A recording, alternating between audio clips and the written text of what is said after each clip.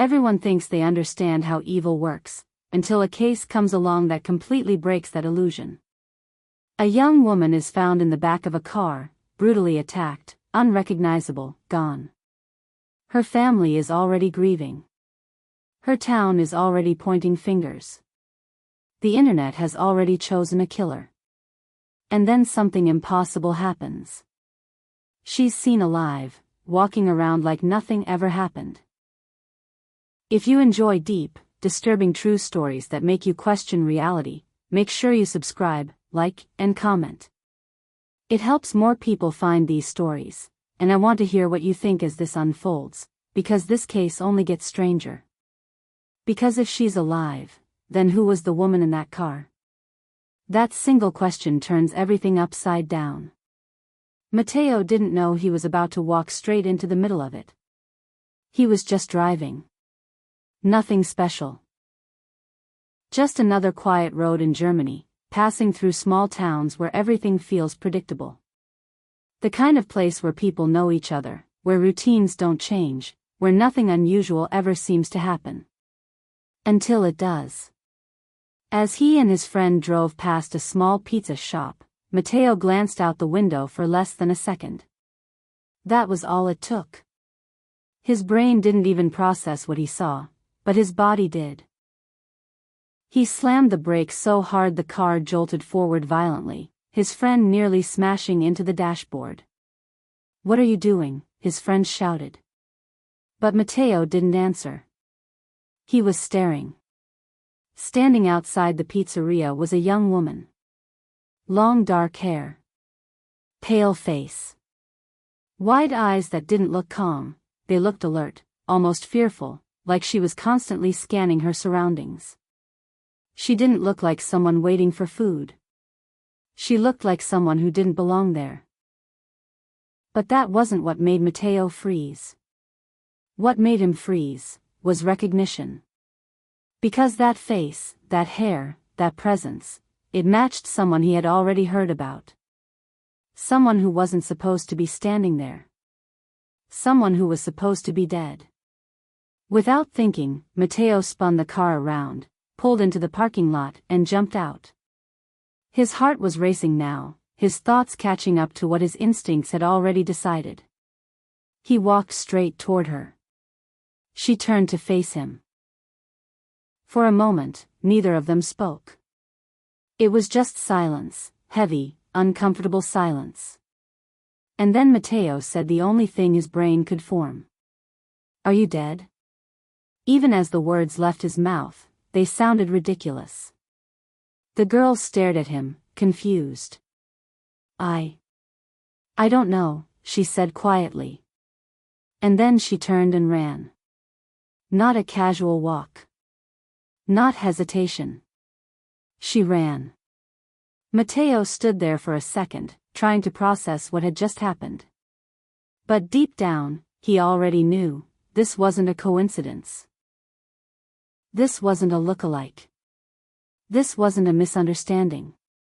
Something was very, very wrong. Because the girl he just spoke to wasn't just anyone. She was the girl everyone believed had been murdered.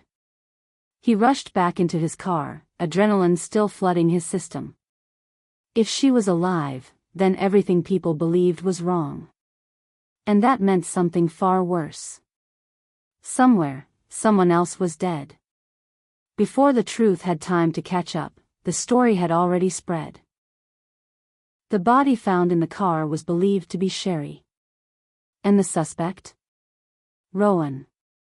Her ex-husband. To the town, it made perfect sense. They didn't need evidence. They didn't need confirmation. They had a narrative, and they were ready to believe it. Their relationship had been messy. Arguments. Conflict. Tension that everyone knew about. So when Sherry didn't come home and her car was found with a body inside, people connected the dots instantly. They went online. They started posting. They tagged Rowan. They accused him directly, publicly, aggressively. Some even said they knew he was guilty before the police did. That's how fast judgment happens. And that's how Rowan found himself sitting in a gray interrogation room, facing investigators while the world outside had already decided who he was. He hadn't been dragged in. He came voluntarily. But that didn't make it easier. The room was tight. The table small. Officers sitting close on both sides, watching every move, every expression, every hesitation. "How are you?" they asked him. A simple question. But his answer wasn't simple.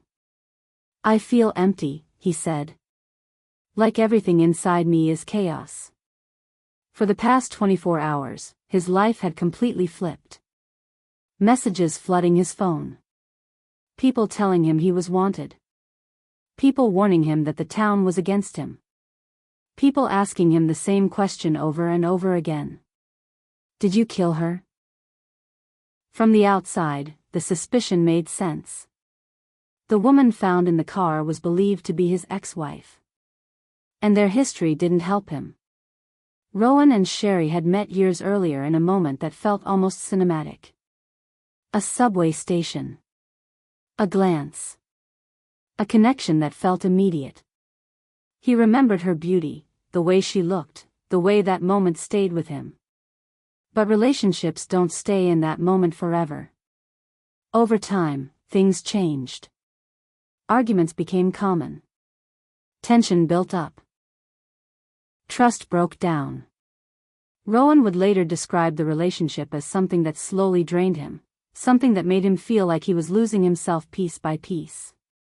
So when Sherry's parents found that car, and found that body, they didn't hesitate. They believed it was her.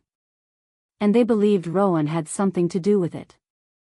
That night, Sherry had told them she was going to see him. Hours passed. She didn't return. She didn't answer her phone. Anxiety turned into fear. They got into their car and drove the route she would have taken. And then they saw it. Her Mercedes. Parked on a quiet residential street. They got out. The front seats were empty. But when they looked into the back, everything changed. A woman was lying there. Long dark hair. Body stretched across the seat. Not moving. They started banging on the window. Shouting. Trying to open the doors. Locked. The car wouldn't open. Panic took over instantly. Neighbors came outside. Some annoyed at first. Until they realized something serious was happening. Then everything turned chaotic. People trying to help. Someone calling emergency services. Others trying to break the glass. When police arrived, they smashed the window and opened the car. They pulled the woman out. And in that moment, hope disappeared. The injuries were severe. Brutal. The kind that made it difficult to even look, let alone identify who she was. But because it was Sherry's car. Because the hair matched. Because the body size seemed similar. Everyone believed it was her. Her parents believed it. The town believed it.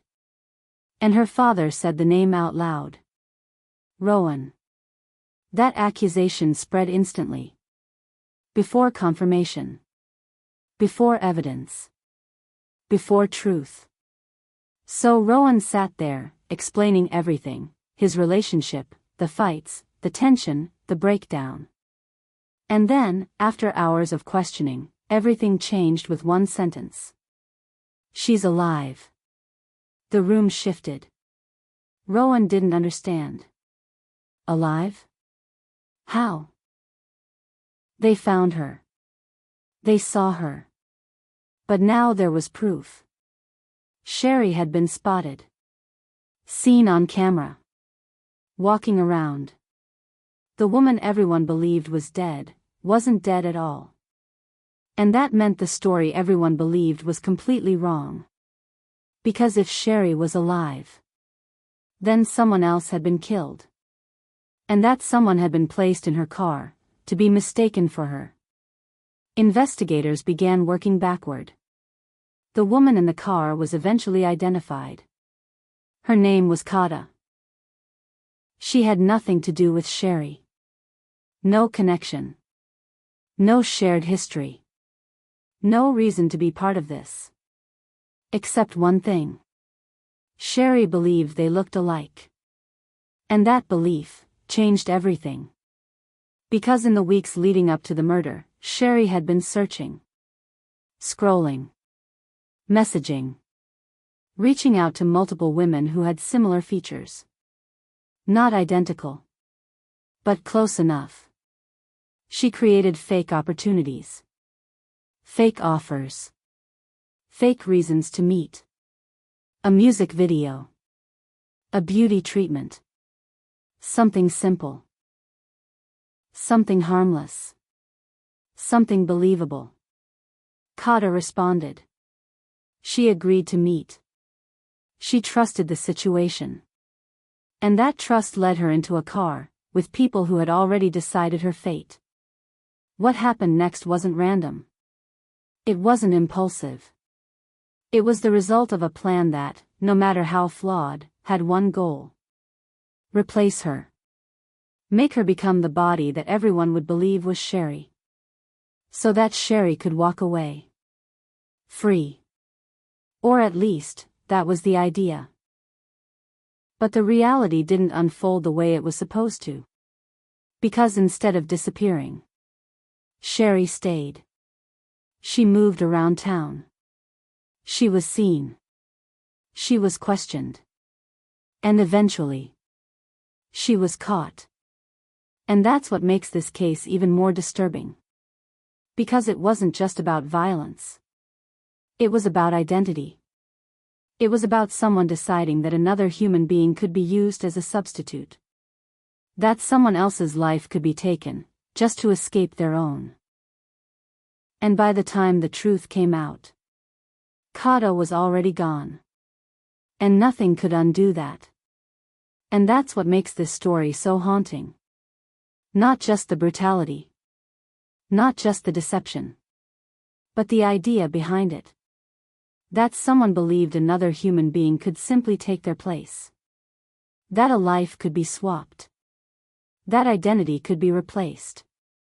If this story made you think, shocked you, or changed how you see things, don't forget to subscribe, like, and comment. Let me know your thoughts below. Because this is one of those cases where the more you think about it, the more unsettling it becomes.